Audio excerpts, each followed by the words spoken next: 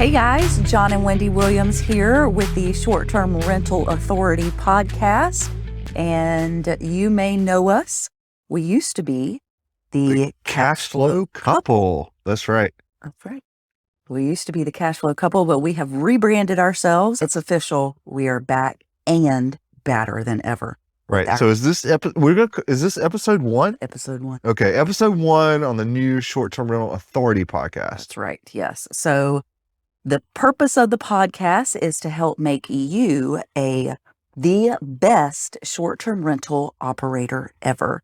And today on episode 1, we thought that we would share a little bit about who we are, what we've been doing, and why you should watch our podcast. Right. Yeah. So if you don't know us from before, we have a little bit of a backstory. So we got started in real estate investing 2016, 2017, somewhere around there. And I think we watched too much HGTV. I wanted to be the next Joanna Gaines. Yes. And I like that their numbers always work. Right. And she's in heels. So how hard can it be?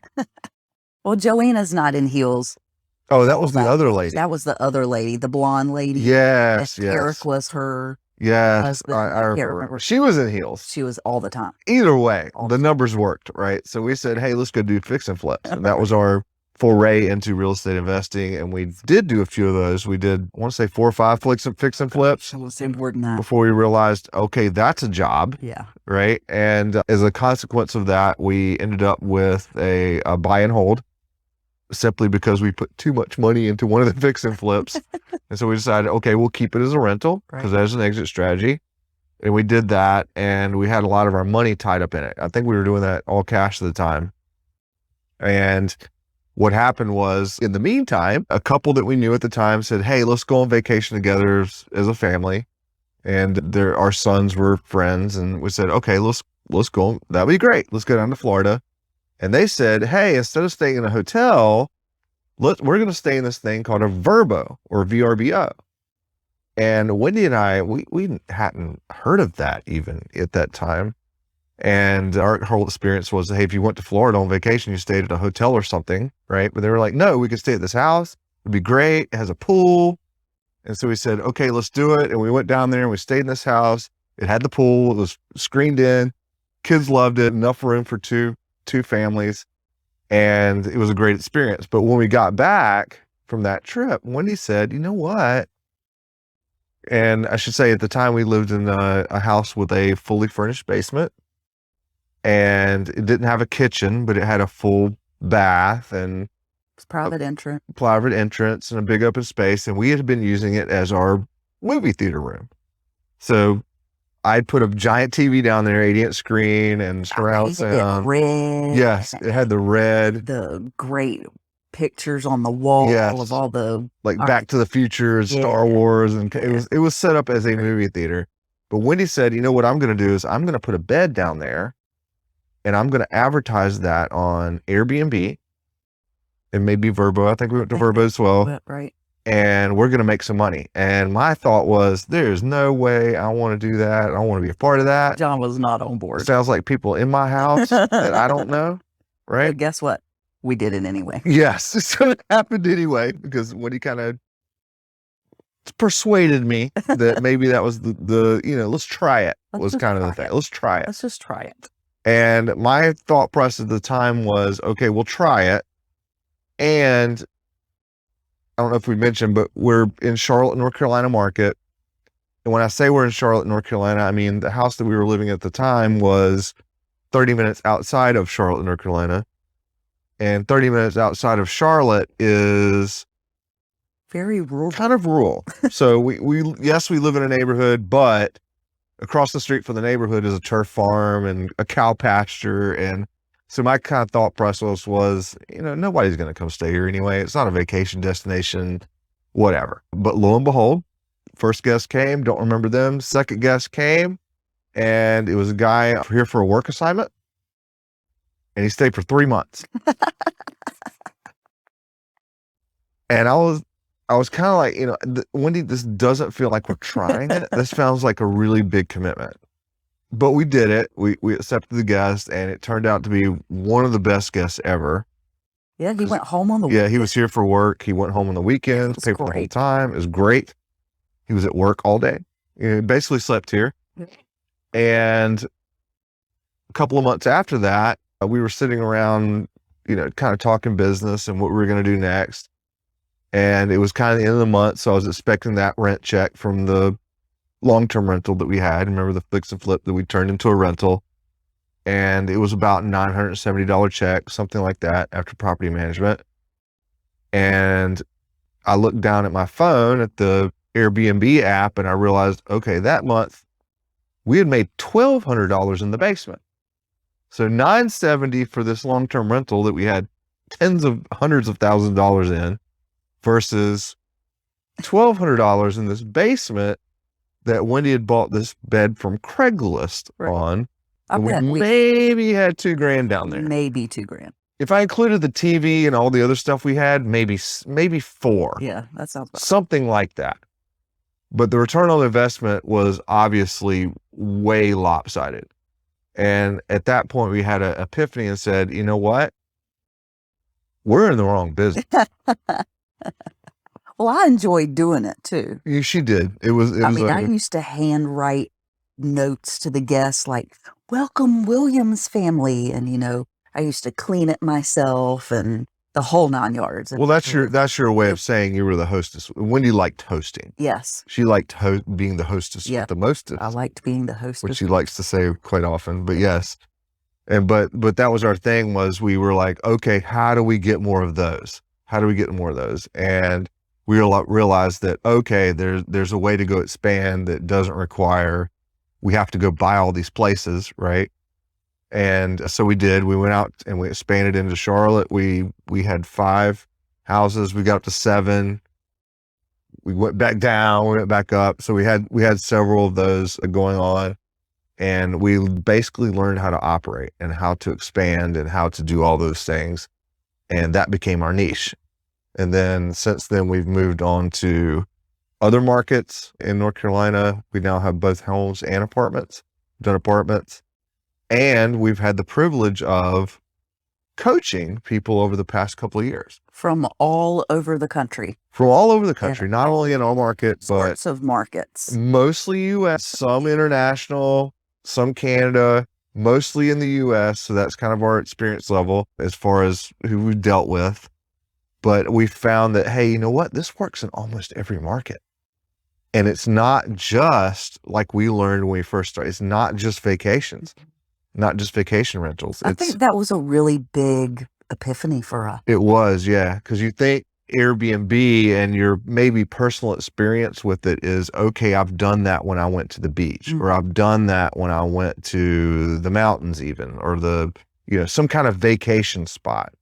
And we found that, okay, yes, that is a use for short-term rentals, but it's one use case. And there's so many more. We have learned so many more use cases. Right. Like even going back to that first basement unit that we had, we said, hey, we're across from a cow pasture. You may be wondering, well, who did come? Well, we learned that, okay, there's people that come here for life events. So like weddings, funerals, graduations, visiting family, that kind of thing. Mm-hmm. Another thing that became a niche for us was there's a local college nearby. It's a smaller college, but people came there to either move their kids in or visit their kids or just check out the college or whatever the season was. We got a lot of traffic from that. There turns out there's an ice skating rink, for lack of a better word, that is a draw for hockey players and figure skaters alike, and they have tournaments. Yeah. And those people were in the area. Yep. Looking for housing. And we had a lot of people who we happen to live in an area that people are moving to and not moving away from. So we have a lot of people that come to our area that are just in between housing. They're either here from another area looking for where do they want to buy, or they're waiting for their house to be built, or they're waiting for escrow to close, or whatever those situations are. A lot of those too. And so we found, okay, we can partner with local realtors who already know these people, and we would bring that clientele in. So and we've kind of built the business on that and that avatar and who those people are in our market. Yep. So that's what we've been doing. And John touched on it a little bit, but we have had the privilege of people asking us, hey, how are you doing that? Yeah, it does bring questions. Yes. Right. So all the time we would get questions about, well, how are you doing this? What happens if a guest does this or says this? Well, how should I price my unit? So we've actually been coaching people for the past couple of years as well, and have had lots of different experiences in lots of different markets all over the country and Canada, coaching people through how to not just start their business, but what the main thing that I think is lacking in the short-term rental industry is how to operate effectively, efficiently, and profitably. Yep.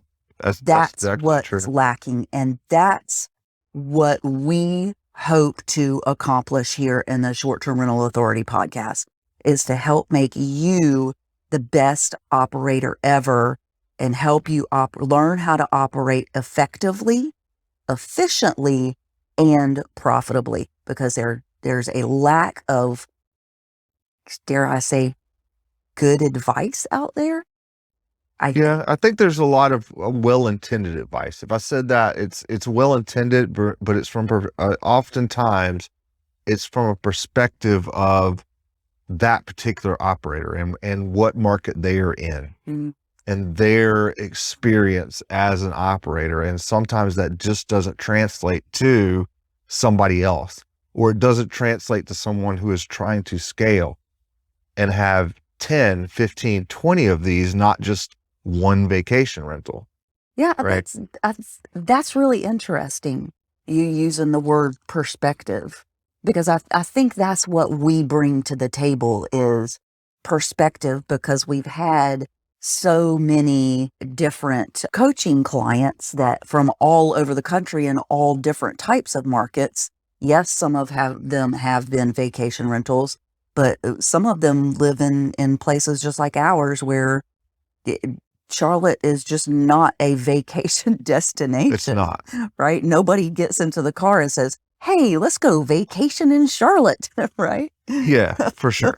And that's just one use case. There's so many others, Right. At least 45 others that I could probably name off the top of my head. Gosh, yeah, we could rattle. As far as that goes, that's a really good podcast episode. Yeah, so that's going to be one of them. So we'll do that. We want to kind of bring you all of this information and perspective, and I think that was really something Wendy said. Yes, that I like to make the distinction of, because there's tons of knowledge. I mean, let's face it. You can go on YouTube, you can go on Facebook.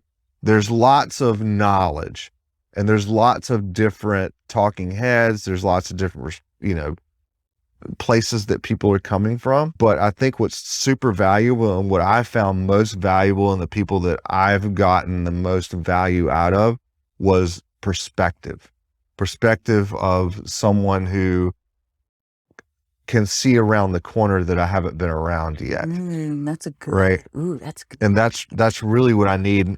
Not so much a description of what's around the corner so much, but how do I navigate it? Mm-hmm. Oh, and talking about corners, I mean, we survived the pandemic. We did, yes. I mean, that will give you perspective, right there. Yes, right? We did go through that. We went through the pandemic, and we actually coached people that opened their businesses during the pandemic. And that's one of those things that's interesting. Also kind of counterintuitive. Like, why would anybody do that? But it actually turned out to be one of the best times to do it. Right. And it still is. It's still, you still have time to capitalize on that. For Agreed. Sure. So now's the time. The time is now. There's no better time like the present to go ahead and get started.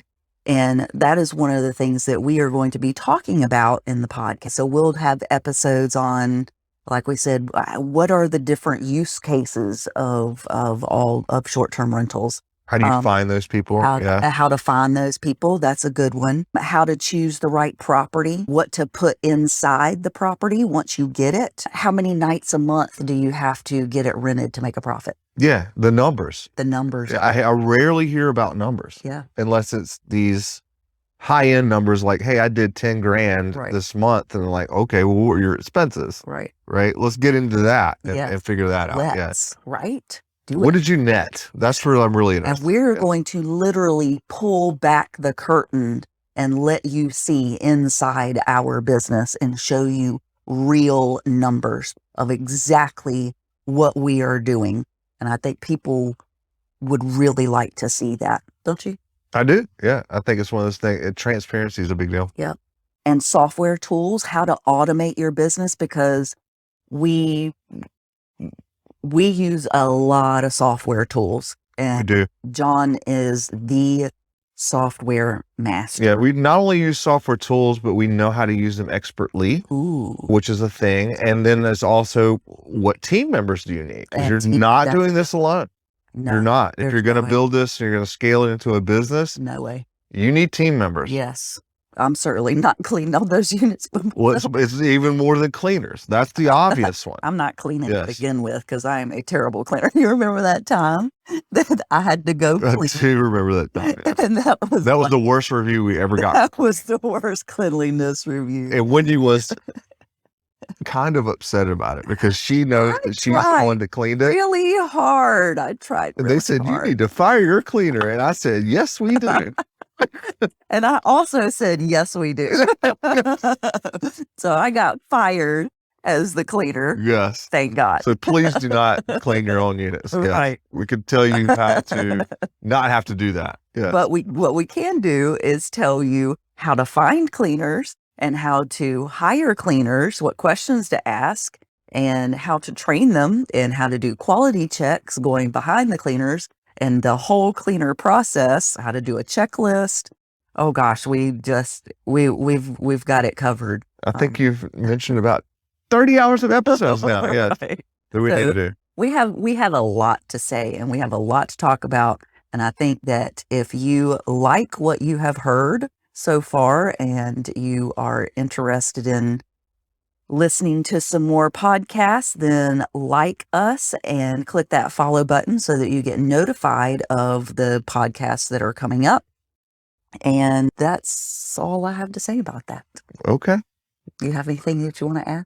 The only thing I would say is we're glad to be back, and I'm looking forward to these new episodes. I get jazzed about this. I love talking this subject. Oh I my could God. do it all long. The man could talk all day.